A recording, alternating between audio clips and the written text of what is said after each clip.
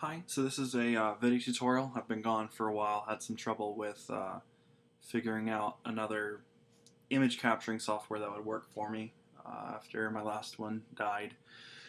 Anyway, so I have a new tutorial about this synthesizer. It's sort of a pluck slash lead sound for trance music. Gonna hopefully play it here. I'm only recording it through my computer speakers instead of the internal system audio, so it might not be quite as pure of a sound, but it still should sound decent.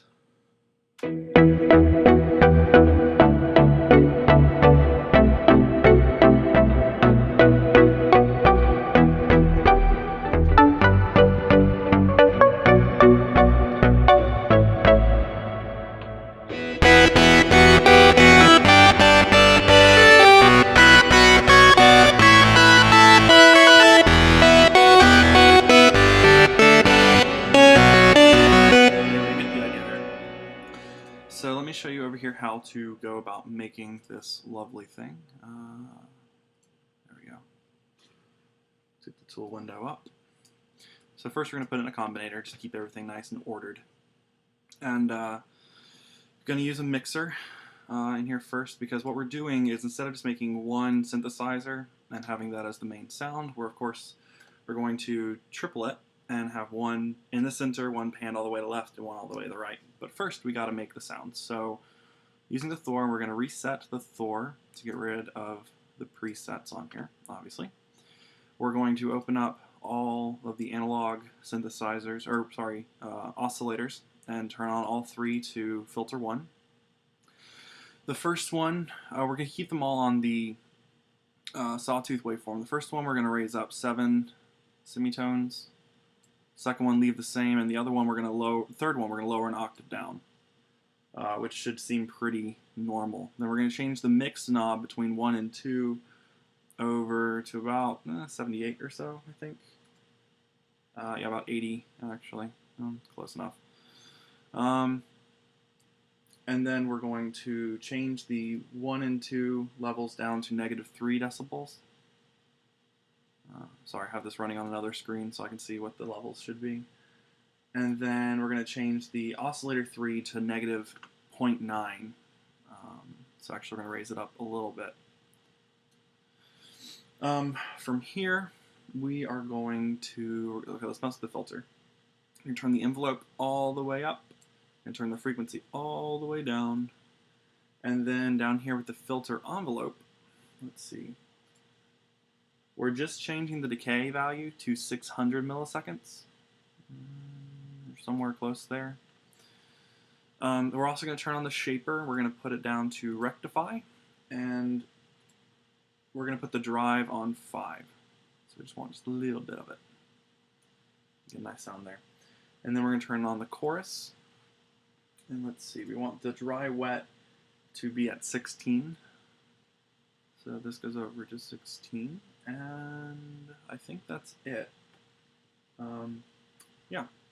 So then what we do is we're going to hold down Shift so it doesn't auto. Actually, no, we don't even have to hold down Shift. We're just going to duplicate. Yeah. And we're going to do that twice.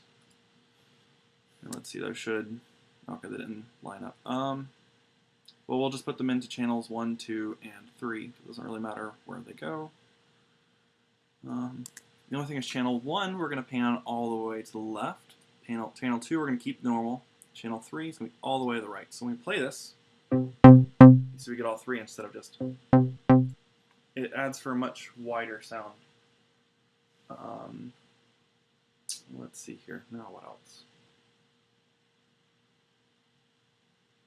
Now we're going to add in a compressor. And what we want to do is we want to bypass the mixer going straight there and put the mixer into the compressor, obviously. In this compressor, we're going to put the threshold down to -29.5 decibels. 29.8 is close enough. The ratio, we want it sort of where it is, like 4.33 to 1. So just a little bit to the right, not much, and leave everything else the same. We're going to throw in an equalizer. and we're going to turn on low cut. And for the low end, we're going to turn the frequency knob down to 92.5 hertz. We're going to turn the gain to -2 decibels. Well, that's close enough. And then the Q to 0.62, which is where it is. For the parametric 1, we're going to turn on. We can go ahead and turn on all three, actually. But parametric 1, we want the frequency at 976.7.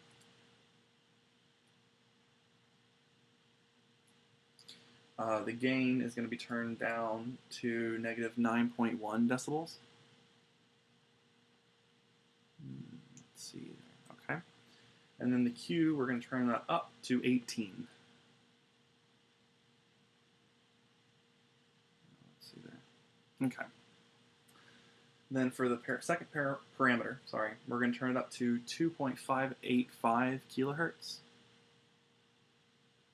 Yeah, so a little to the right. The gain we're going to have at 9.7 decibels. And the Q is going to be all the way down to 1.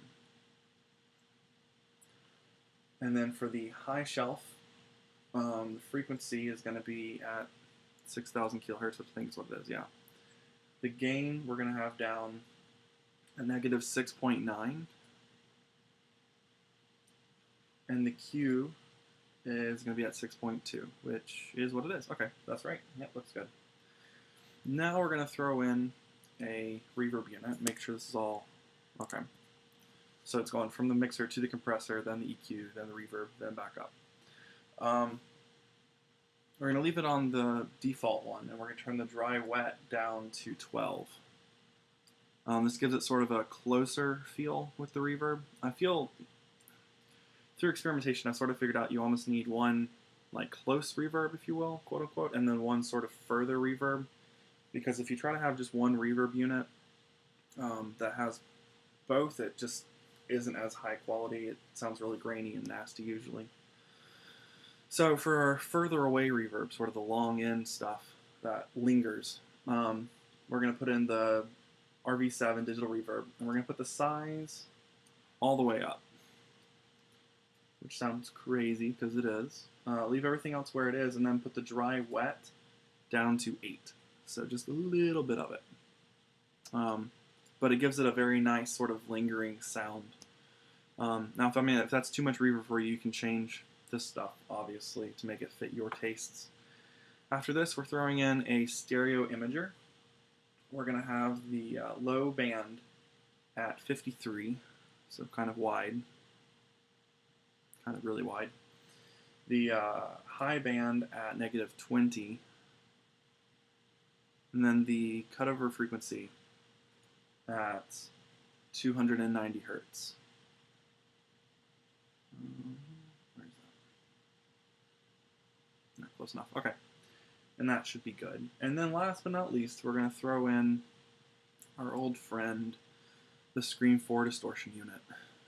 And we are going to turn off the cut and turn off the body because we don't want to really modify the sound that much. We just want to give it a little bit of graininess. I tried using the pulverizer, but it was just too much. And we're going to throw it down to tape, and then we're going to put the damage control volume at 32. So really not doing too much here, just give it a little bit of grit. And that should be it for the sound. Yeah, that's sounding much better. Again, you can change the reverb if that's not what you like. I personally like sounds with a good deal of reverb. So next, we got to do a little bit of programming here to make it more playable. This is sort of boring, but basically we have to do the same thing and duplicate it for all three versions. So we're going to want to put our mod wheel on the filter 1 frequency, and then we're also going to, and you don't have to do this, but I kind of like it when you turn the frequency all the way up, so it's the filter's all the way open. It has a very heavy sound, so sometimes it's good for mono. So to get that mono, we're going to put on the button 1, and it's under keyboard and it's key mode. Now there are 3 different types of key modes, as you might know, there's the legato, retrigger, and then polyphonic. I don't like the legato because the sound dies over time, and I don't like keeping the sustain all the way up on the envelope. So in order to have it sound powerful but not polyphonic, we need to put it to the mono retrig.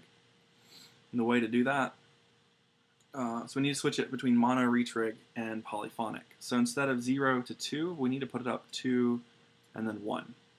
Because now when we click the button, 4-1 goes to mono retrig, and if we go back and click the button again, turn it off, it drops back down to polyphonic, which is exactly what we want to do. So we just need to do those same things for the other two. Filter 1, frequency, and then button 1. It's going to be under keyboard. It's going to be under key mode. I'm going to put up 2 and down 1.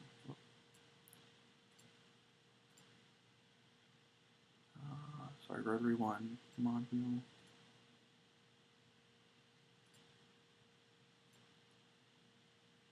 Button 1. Key mode 2 and 1. Now there, almost there. Now we'll just put that button as mono. So now when we change the wheel,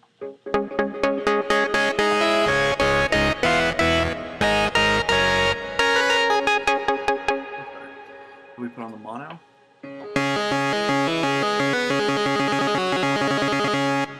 Yeah, it's working perfectly. Of course, this it works better if you have the whole mastering suite and everything going on as well. And if you want, something you can do that I've done in the past is put another compressor out here and sidechain compress it to a kick drum, because it gives a nice bass effect for that. But I just find it to be a very versatile synth because you can use it sort of as a gentle pluck, you can use it more as a heavy lead, or as a combination of the two. It does work as a bass if you want that. It's very standard, sort of one of your just toolkit generic sounds, but it's nice, and thought you might enjoy it. So that's my tutorial. Best of luck making stuff.